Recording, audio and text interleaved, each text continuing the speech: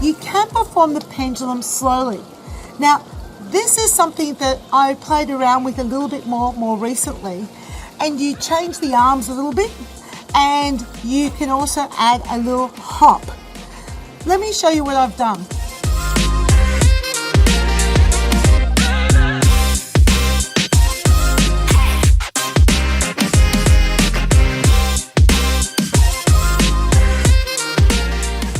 Now, my hands are going whoosh, whoosh, whoosh, whoosh. So they're still working in the water, but I'm bouncing and bouncing. So I'm doing a half-time pendulum.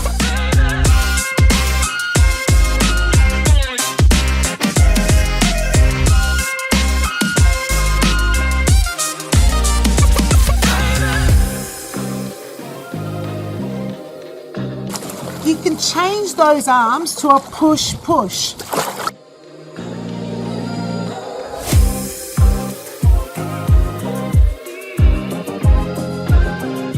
So now my body's leaning a little bit side to side, but it works. And the push-push is a great move to do with the upper body if you want to add the extra knee tuck.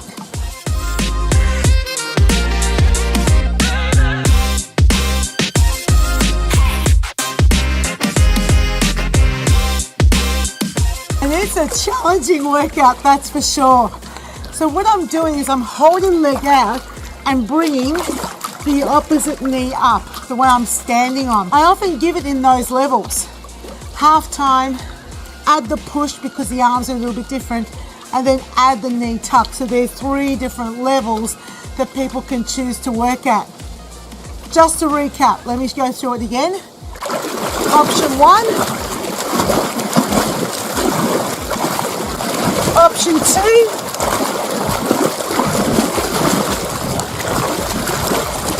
Option 3.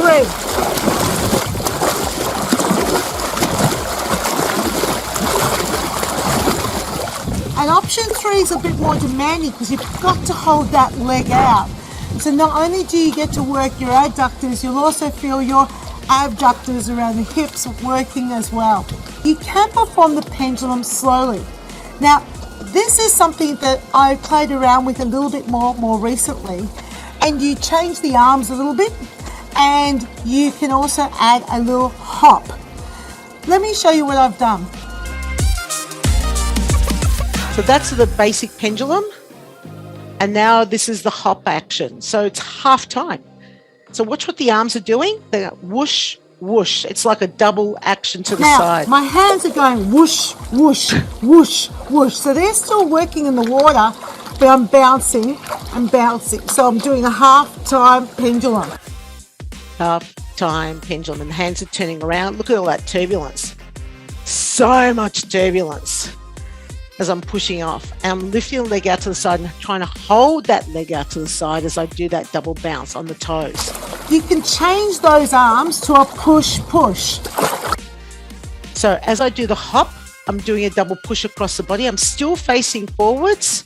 My eyes are still forwards. My body does move a little bit. Now my body's leaning a little bit side to side, but it works. And the push-push is a great move to do with the upper body if you want to add the extra knee tuck. So this is what I call level 3. So you're going to hold that leg out, bring the up. This is where the double bounce comes from, and then you can add that knee tuck. It's a little bit more challenging. And it's a challenging workout, that's for sure.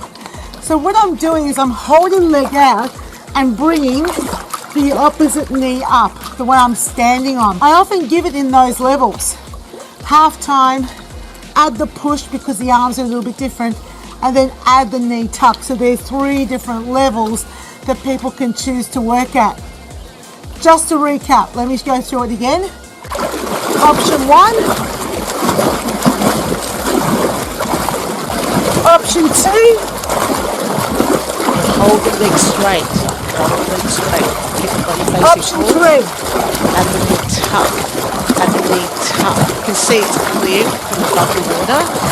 And I'm working hard. And option 3 is a bit more demanding because you've got to hold that leg out. So not only do you get to work your adductors, you'll also feel your abductors around the hips working as well. So that's the double bonus for that double. Now, how do you demonstrate that on land?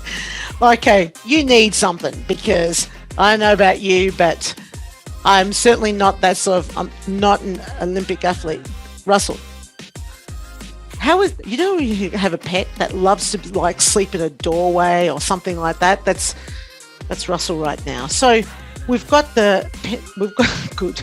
So we've got it so we can go from one side to the other.